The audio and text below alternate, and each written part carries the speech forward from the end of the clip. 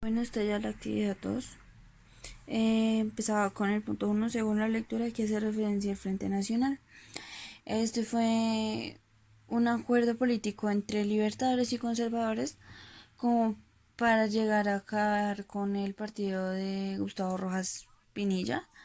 Y en Colombia, como por la extensión, se refiere a un periodo histórico de dichos años como tal para ser como una revolución y que dos partidos que vienen como con una especie de combate o algo por el estilo llegaran a conformarse, a unirse para el fin de, de un partido político de pues el de Gustavo Rojas Pinilla, y de alguna manera como que se llegara a ver un cambio con las diferentes ideologías que se llegaron a marcar en ese tiempo y los años que se llegaron a marcar después de y también como ese intercambio de ideologías que venía afectando pues estos partidos desde hace mucho tiempo, se llegaron como a una especie de unir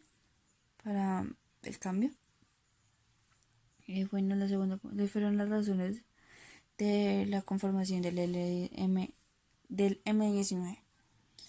Este surgió a través de un fraude en las elecciones presidenciales del 19 de abril de 1970, por eso el nombre, el M19, ya que dieron como ganadora a Misael Pastrana y sobre el general Gustavo Rojas Pinilla. Se participó en el conflicto armado interno en Colombia desde 1974 hasta desmovilización en marzo de 1990.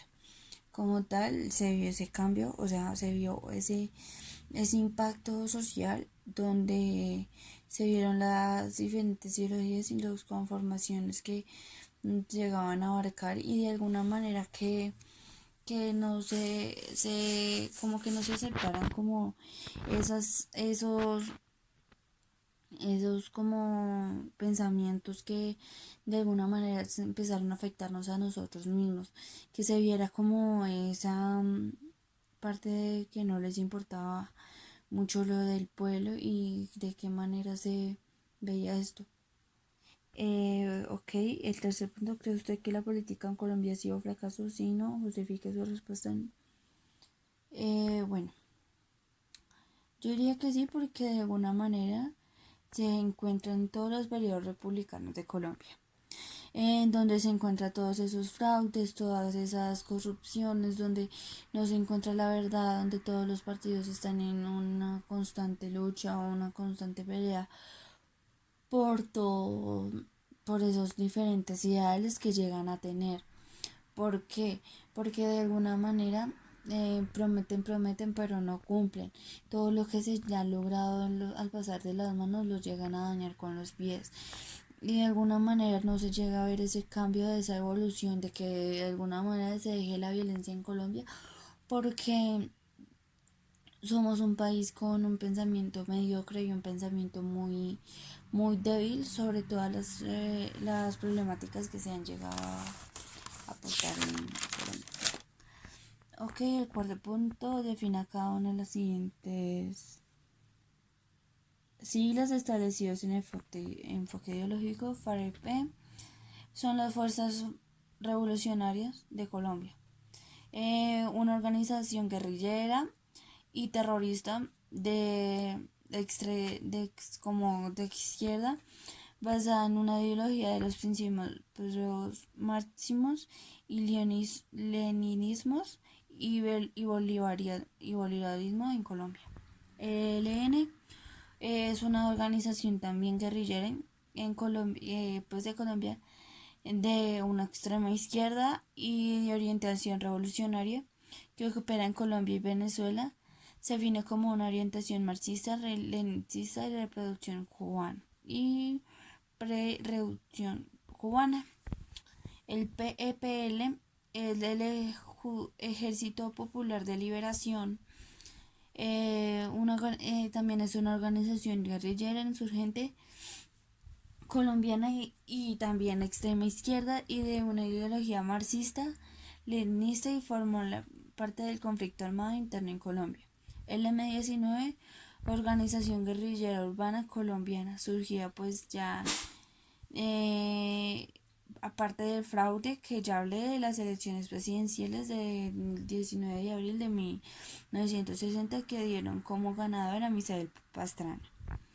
El AUC, las autodefensas fueron la organización terrorista para la militar, narcotraficante y constrangente de extrema derecha que participó en el conflicto armado interno en Colombia.